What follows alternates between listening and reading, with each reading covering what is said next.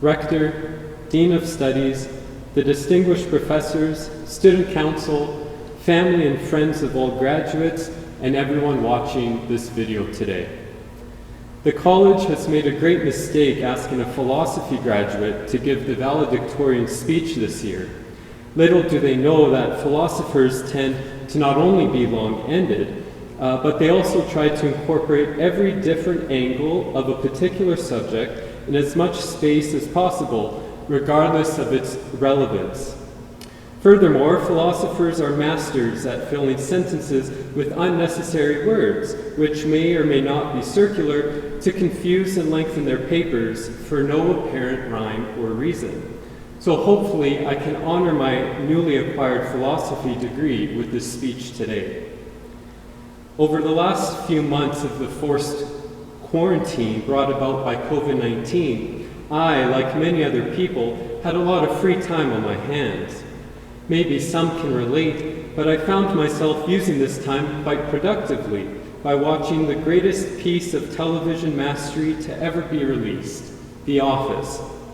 At the end of binging the 9-season show for the 5th time, one of the final lines in the series finale by the character Creed Bratton had stuck out in a strange and highly relevant way.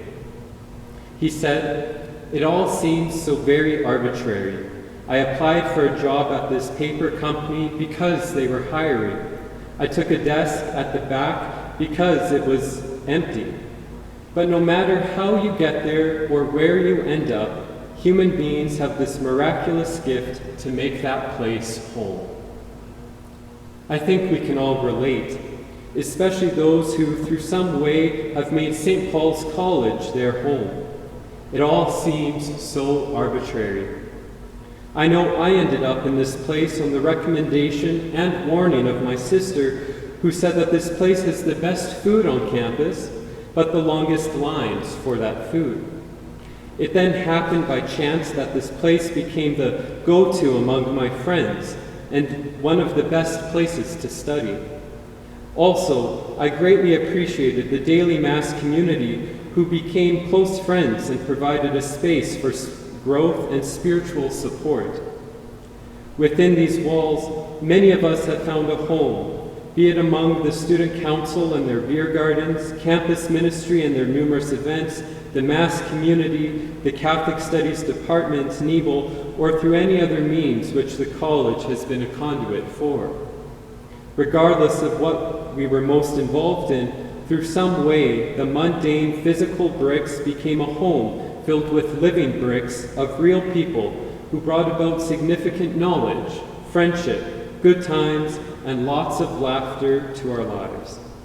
We have this miraculous gift to make that once arbitrary place home.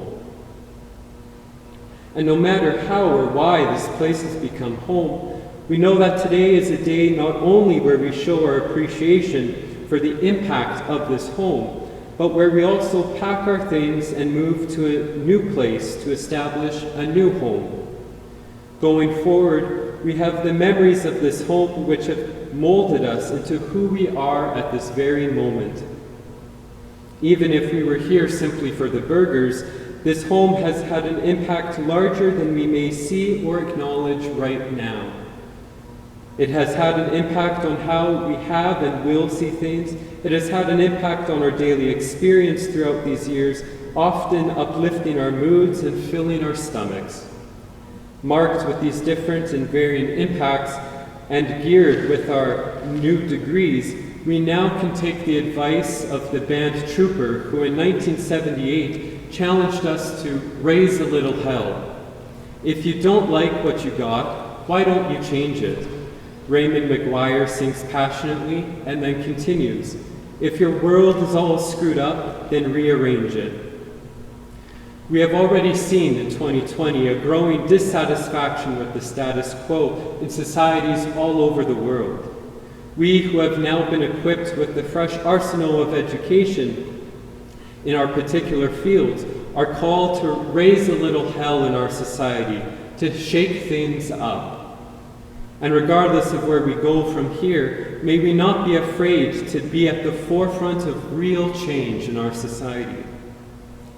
Pope Francis must have been a fan of Trooper in the 70s, because shortly after becoming Pope, he said, "Make a ruckus and do a good job with it." The Pope continues with a relevant part for each of us when he says, "But also help to tidy it up.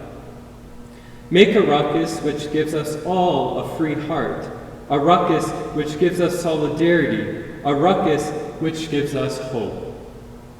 Rebuilding is just as important as tearing apart. It is precisely through the rebuilding process where we can use the experience of our home for the past 4 years in a practical way to help the entire human race through means which respect and promote true concern for the other.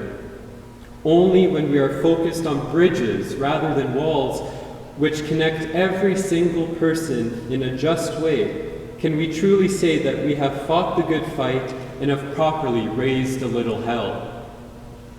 I think now is a perfect time to remember that we are in the good old days of our lives.